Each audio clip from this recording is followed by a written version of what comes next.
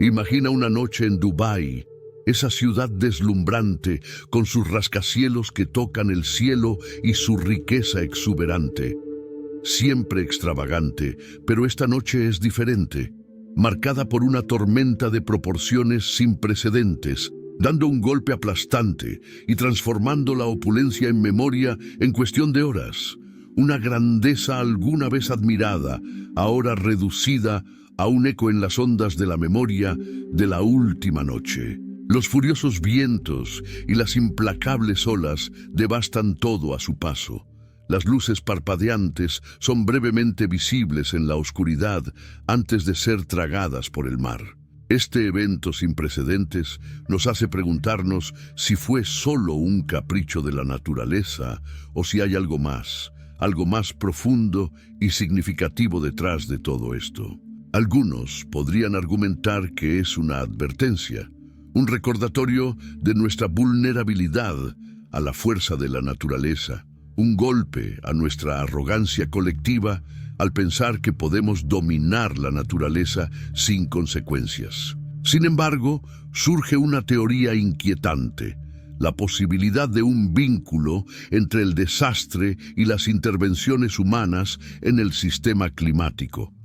Dubái ha sido pionera en el uso de tecnologías de modificación climática, como la siembra de nubes, en un intento de aumentar artificialmente las precipitaciones en un entorno desértico. Aunque pretenden resolver los problemas de escasez de agua, estas manipulaciones climáticas también plantean cuestiones éticas y consecuencias imprevistas. La búsqueda de control sobre la naturaleza puede, paradójicamente, desencadenar acontecimientos que nos recuerdan nuestra insignificancia frente a sus fuerzas. Las consideraciones éticas que rodean los límites de la intervención humana en la naturaleza plantean una pregunta intrigante.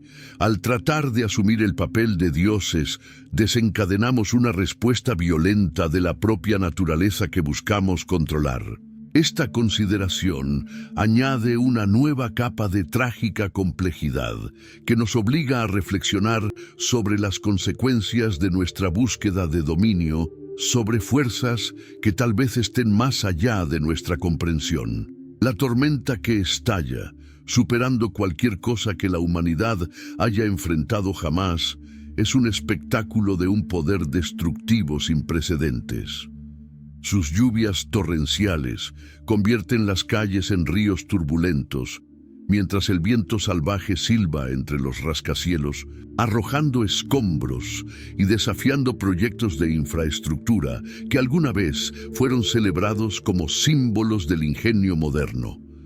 Ahora, ante la furia desatada por la naturaleza, hasta las estructuras más robustas parecen frágiles. Los niveles del agua caen implacablemente, alcanzando mínimos históricos y devorando sin piedad los monumentos urbanos.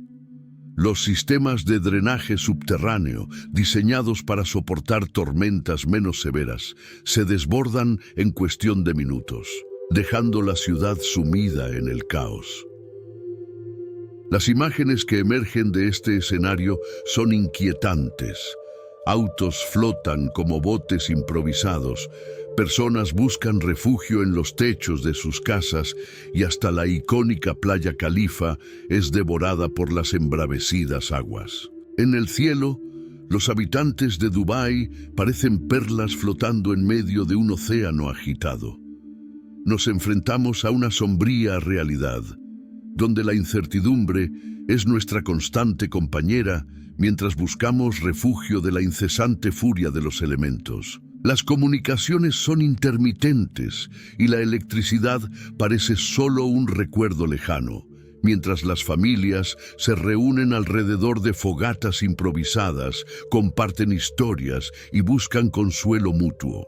En este escenario extremo, una tormenta no es solo una catástrofe física, sino también un evento con profundas implicaciones simbólicas.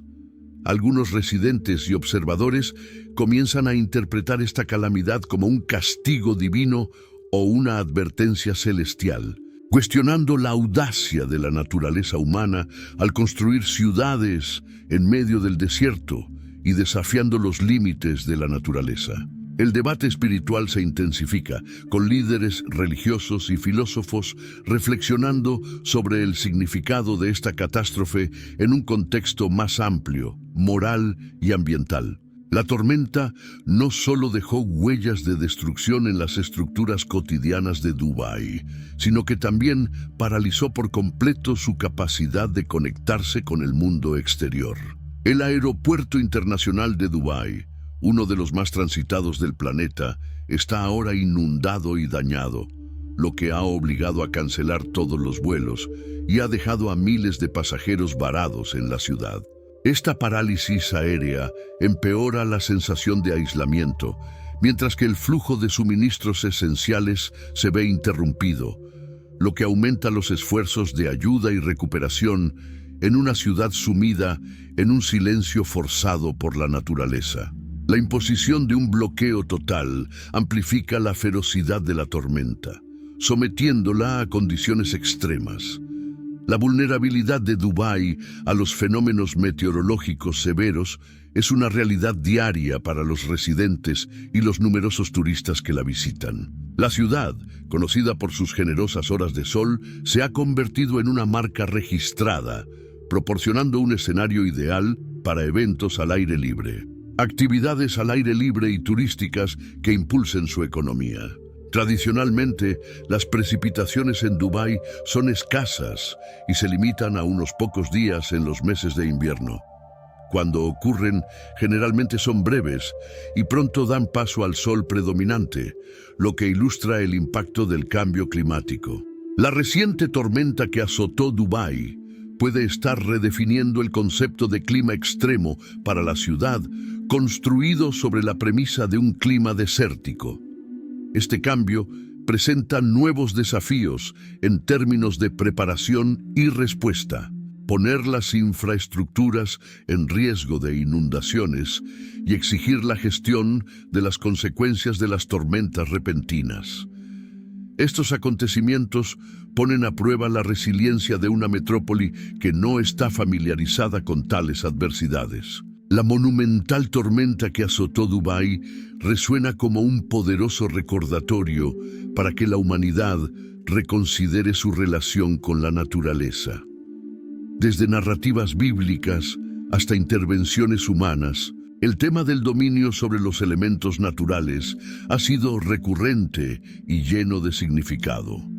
Estos principios son esenciales para comprender la relación entre los humanos y Dios, especialmente cuando se trata de cambios en elementos naturales, como el clima. Un ejemplo emblemático de este conflicto se encuentra en la historia de la Torre de Babel, registrada en el libro del Génesis, capítulo 11. Los primeros versículos nos cuentan cómo los descendientes de Noé decidieron emprender la construcción de una ciudad y una torre, estructura que simbolizaría no solo una hazaña arquitectónica, sino también un desafío directo a Dios. Este emprendimiento representó una demostración de autosuficiencia humana, buscando superar las barreras divinas.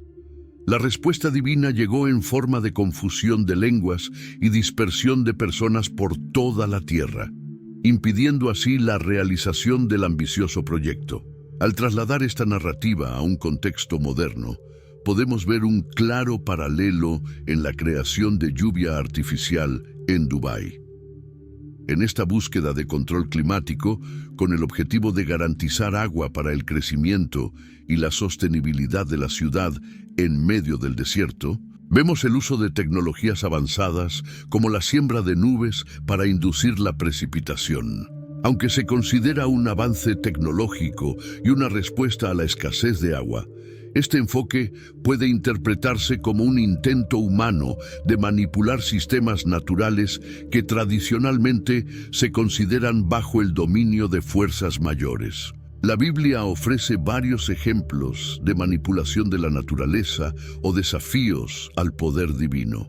En el libro de Números, específicamente en el capítulo 16, tenemos el relato de Coré, Datán y Abiram, desafiando la autoridad de Moisés y Aarón, lo que resultó en la apertura de la tierra que se los tragó a ellos junto con sus familias. Este acto fue interpretado como un desafío a la autoridad establecida por Dios, haciéndose eco de los desafíos que enfrenta la humanidad frente a la naturaleza. Otro ejemplo está presente en el capítulo 17 del libro de Reyes, donde Elías anunció que no llovería sobre la tierra excepto por su palabra. Estos relatos bíblicos resaltan la delicada relación entre la humanidad y el poder divino, además de plantear preguntas sobre los límites de la intervención humana en el orden natural de las cosas. Lo que se desarrolló a continuación fue una demostración directa del poder divino, una lección que repercutió no solo en el rey Acab, sino en todo Israel. Solo Dios controla los elementos fundamentales de la naturaleza. Cuando los seres humanos intentan usurpar este control, ya sea mediante la arrogancia o la tecnología, están entrando en un territorio históricamente marcado por respuestas divinas. Esta reflexión nos anima a considerar las implicaciones éticas y espirituales de nuestras intervenciones en la naturaleza. Cuando manipulamos el clima, desafiando las normas naturales o divinas, corremos el riesgo de sufrir consecuencias no deseadas. Similar a las narrativas bíblicas que reflejan una falta de humildad o desafíos a la soberanía de Dios, a menudo seguidos de castigos o correcciones. Este tema resuena en todas las sagradas escrituras. Al reflexionar sobre estas historias y sus aplicaciones modernas, es crucial considerar nuestra responsabilidad y respeto por el mundo que nos rodea. La tecnología contemporánea nos proporciona medios antes inimaginables para alterar nuestro entorno, pero este poder conlleva una gran responsabilidad. Debemos proceder con cautela, respeto y humildad, reconociendo que existen fuerzas y poderes que están más allá de nuestro control y comprensión. Ante las acciones de Dios surge la pregunta, ¿por qué nos castigaría? Este es uno de los dilemas más antiguos y profundos de la teología y la filosofía. Podemos explorar innumerables pasajes y temas a lo largo de la Biblia que iluminan la naturaleza de Dios como justa y amorosa, así como su relación con la humanidad. Podemos comenzar esta exploración considerando la naturaleza del castigo en el contexto bíblico, como se describe en el libro de Deuteronomio, capítulo 8. En el versículo 5 se nos instruye a reconocer, sepan que, de la misma manera que un padre disciplina a su hijo, así el Señor nuestro Dios nos disciplina a nosotros. Esta disciplina no es vista como un acto de violencia o crueldad, sino como una forma de enseñar y corregir, basada en el amor y el deseo de guiar y mejorar. Esta analogía nos invita a reflexionar sobre la forma en que criamos a nuestros hijos, sugiriendo que el castigo divino a menudo busca corregir y promover el crecimiento espiritual, en lugar de ser simplemente un medio para infligir sufrimiento sin propósito. Consideremos, por ejemplo, el contexto de la estancia de Adán y Eva en el jardín del Edén, como se describe en Génesis 3. Después de su desobediencia, fueron castigados con la expulsión del jardín y la introducción de la mortalidad. Sin embargo, este episodio también allana el camino para la redención y la salvación, destacando la importancia de la obediencia y la búsqueda de una relación más profunda con Dios. El libro de Job nos ofrece una exploración profunda de la justicia divina y el sufrimiento humano. A pesar de su inocencia, Job enfrenta un gran sufrimiento a lo largo de la narración, lo que plantea preguntas sobre por qué Dios permite tal dolor. Dios mismo responde, destacando la magnitud de su sabiduría y las limitaciones del entendimiento humano, enseñándonos que sus caminos muchas veces trascienden nuestro entendimiento y que el sufrimiento puede tener propósitos más allá de lo que podemos entender. En el Nuevo Testamento encontramos una nueva perspectiva sobre el castigo y el sufrimiento a través de la figura de Jesucristo, como se menciona en Hebreos 12, 6, 7. Se nos recuerda que el Señor disciplina a quienes ama, tal como un padre disciplina a su hijo. Esta disciplina se ve como una expresión de amor y cuidado, diseñada para moldear y fortalecer a quienes la reciben. La experiencia de filiación y sufrimiento se considera parte fundamental del camino cristiano, que conduce a la madurez espiritual y a una mayor cercanía a Dios. Jesucristo, al soportar el sufrimiento y sacrificarse en la cruz, ejemplifica cómo el sufrimiento puede ser redentor e integrarse en el plan divino de salvación. Este punto de vista se ve reforzado por la enseñanza de Jesús en el Sermón del Monte, tal como se registra en Mateo 5, donde enfatiza que los desafíos y las dificultades deben entenderse dentro de un contexto espiritual. Jesús instruye a sus seguidores a amar a sus enemigos y bendecir a quienes los maldicen, promoviendo una cosmovisión en la que el sufrimiento y la adversidad se enfrentan con amor y perdón, no con resentimiento o desesperación. La parábola del Hijo Pródigo, presente en Lucas 15, 11, 32, ilustra cómo el sufrimiento resultante de las decisiones imprudentes del hijo menor lo lleva a un despertar espiritual y al arrepentimiento.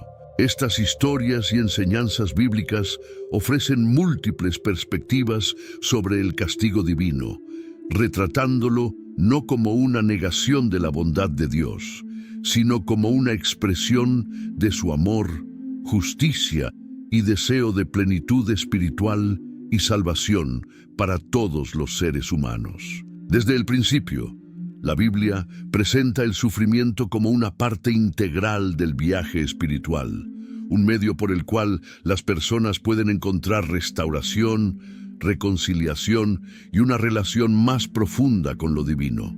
El concepto del mal en la humanidad es un tema central en muchas narrativas y enseñanzas religiosas, especialmente evidente en la Biblia.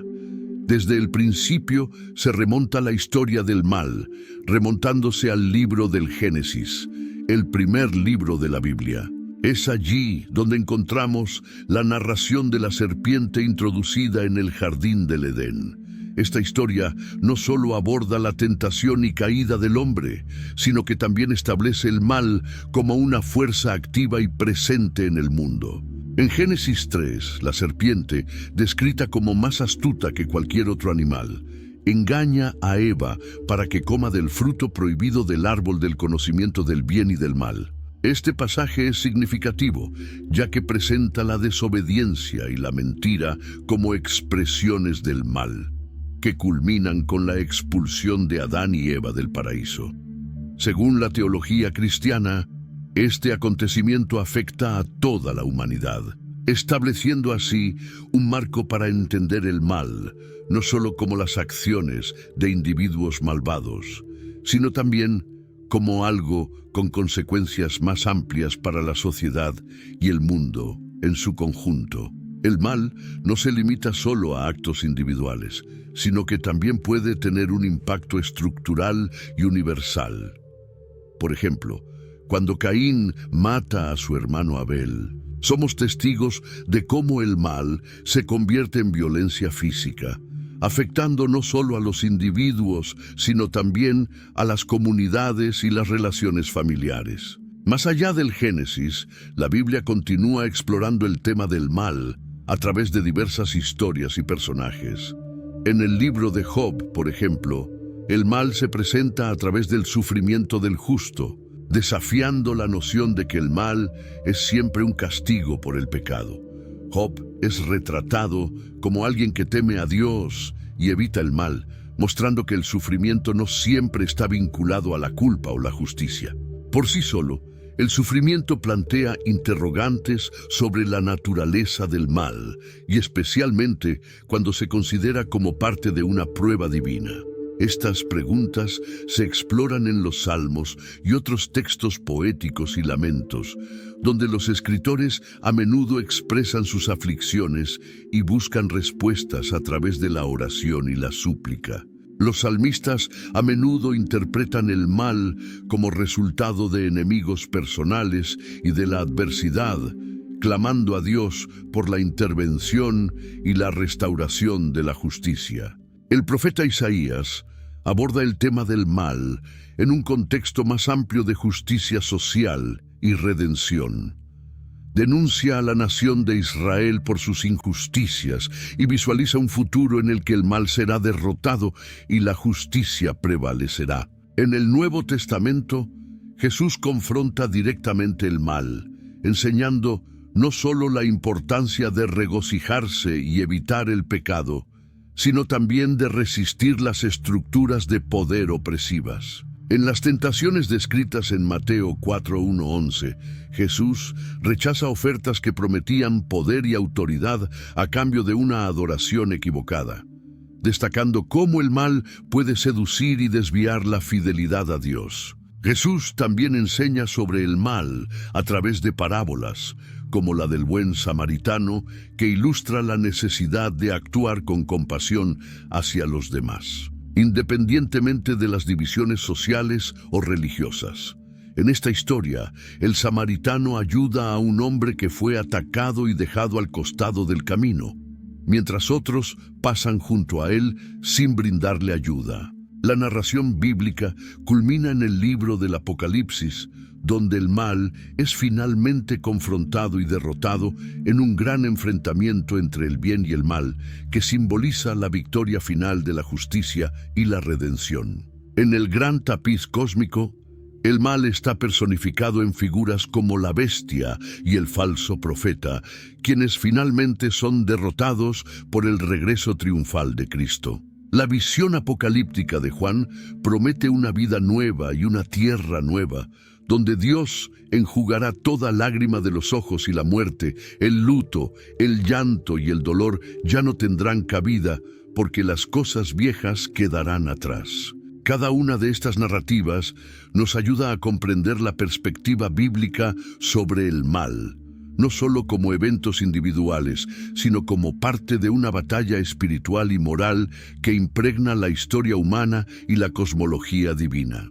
Estas historias nos invitan a reflexionar sobre nuestra propia responsabilidad hacia el mal y cómo podemos actuar como agentes del bien en un mundo que continúa luchando con la presencia del mal. La narrativa bíblica del juicio divino y la misericordia de Dios están entrelazadas de maneras que reflejan tanto la santidad como el amor incondicional de Dios por su creación. A lo largo de las Escrituras, vemos que Dios, en su perfecta justicia, no puede ignorar el pecado, pero su deseo no es condenar, sino restaurar, como se evidencia supremamente en la obra de Jesucristo. Al considerar cómo la Biblia aborda el problema del juicio de Dios, encontramos numerosos ejemplos en el Antiguo Testamento de Dios juzgando a naciones e individuos.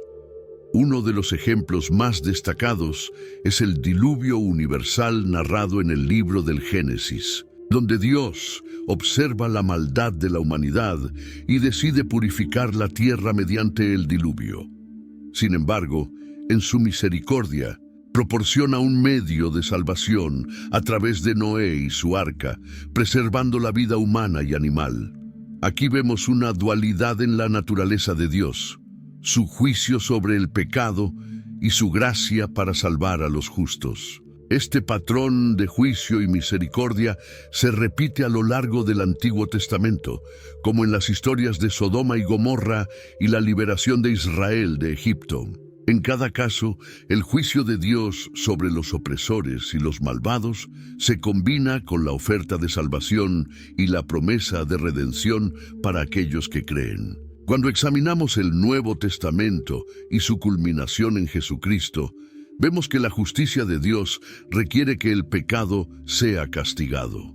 Sin embargo, en lugar de imponer este castigo a la humanidad o a Él mismo, Dios eligió que Jesús su Hijo, llevara esta carga en la cruz. Jesús soportó la muerte que merecíamos, siendo herido por nuestras rebeliones y pecados. Como está escrito en Isaías 53:5, el castigo de nuestra paz fue sobre él, y por su llaga fuimos nosotros curados. Este versículo profético resume la esencia de la obra redentora de Cristo, donde se encuentran la justicia y la misericordia de Dios. Al cargar con el castigo por nuestros pecados, Jesús no solo nos libera de la condenación, sino que nos adopta como hijos e hijas de Dios, demostrando el amor que Dios tiene por nosotros. Esto se evidencia en el conocido pasaje de Juan 3:16, que proclama que tanto amó Dios al mundo que dio a su Hijo unigénito para que todo aquel que en él cree no se pierda, sino que tenga vida eterna. En esta declaración de amor y misericordia, vemos que Dios no anula su ira contra el pecado, sino que ofrece una manera para que su ira sea satisfecha sin que la humanidad sea destruida. Este equilibrio entre justicia y misericordia es fundamental para comprender el carácter de Dios y su plan para la humanidad. A través del sacrificio de Jesús y su resurrección, ofreció no solo el perdón, sino también la promesa de una nueva vida en comunión con Dios. Este es el corazón de la buena noticia del Evangelio, que a través de Cristo somos reconciliados con Dios y recibimos la gracia y la vida eterna que Él ofrece. La Biblia nos enseña que el acto de misericordia no solo es único en sí mismo, sino que también abre un camino para todos aquellos que deseen vivir una vida transformada siguiendo los pasos de Jesús. Este viaje no se limita solo al cambio personal, pero también llama a los creyentes a participar activamente en la restauración del mundo, la promoción de la justicia, el amor de la misericordia y la humildad ante Dios, como lo describe el profeta Miqueas en Miqueas 6:8. En el centro del mensaje bíblico está el concepto de libre albedrío, facultad otorgada por Dios a la humanidad desde el comienzo de la creación. Esta capacidad de tomar decisiones, de elegir entre el bien y el mal, es fundamental para comprender nuestra relación con Dios y nuestra responsabilidad moral. Desde el principio, en el jardín del Edén, cuando Adán y Eva se enfrentaron al árbol del conocimiento del bien y del mal, vemos cómo la libertad de elección se ha convertido en una parte esencial de la experiencia humana. No se trataba solo de decidir qué comer, sino de una elección que implicaba obediencia y fe en Dios. Como se registra en Génesis 2:16-17, este momento crucial estableció el libre albedrío como un aspecto intrínseco de la condición humana. A lo largo de la narrativa bíblica, somos testigos de cómo el libre albedrío juega un papel importante en la vida de varios personajes. Un ejemplo sorprendente se encuentra en la historia de Caín y Abel, donde Caín decidió ceder a su ira y cometió un acto de violencia contra su hermano. Esta narrativa ilustra vívidamente las consecuencias de nuestras decisiones y cómo moldean no solo nuestro destino individual, sino también el curso de la historia humana. Por lo tanto, el mensaje de la Biblia no solo resalta la importancia de la libertad de elección, sino que también nos recuerda la responsabilidad que acompaña a esta libertad. Como seres humanos con libre albedrío, tenemos el desafío de tomar decisiones que honren a Dios y promuevan el bien en nuestro mundo. Entiendo que Caín terminó cometiendo el asesinato de su hermano Abel por su descontento. Dios, en su sabiduría, advierte a Caín sobre la necesidad de controlar sus emociones y actuar correctamente, como está registrado en Génesis 4:7. Este episodio ejemplifica la importancia de las decisiones que tomamos y cómo pueden tener profundas consecuencias. El concepto de libre albedrío no solo es evidente en las historias del Antiguo Testamento, sino que también es central en las enseñanzas de Jesús durante el Sermón de la Montaña. En él, Jesús ofrece a sus seguidores un conjunto de principios sobre cómo vivir una vida alineada con la voluntad de Dios. Les instruye a elegir entre el camino estrecho y el ancho, entre construir sus vidas sobre cimientos sólidos o sobre arenas movedizas. Estas pocas palabras tienen implicaciones no solo en esta vida, sino también en la eternidad, resaltando así la importancia de las decisiones que tomamos. Asimismo, el libre albedrío juega un papel crucial en la comprensión bíblica de la salvación. Aunque Dios ofrece la salvación a través de Jesucristo a todos, depende de cada individuo aceptar o rechazar esta oferta. Como se ilustra en Apocalipsis 3:20, Jesús está siempre a la puerta, esperando que cada uno de nosotros le abra la puerta de nuestro corazón. El apóstol Pablo también analiza ampliamente el libre albedrío en sus cartas, especialmente en Romanos y Gálatas. Contrasta la ley, que revela el pecado y exige obediencia, con la gracia, que ofrece libertad y vida mediante la fe en Cristo.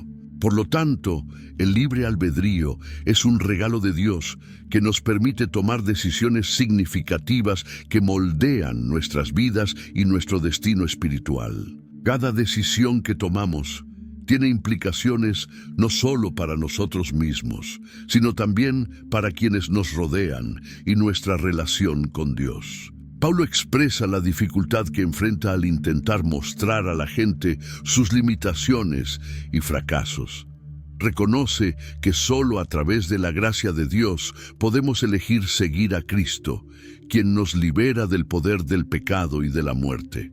El libre albedrío, por lo tanto, no es solo la capacidad de elegir entre opciones, sino que es un reflejo del amor y respeto de Dios por nosotros, como seres creados a su imagen.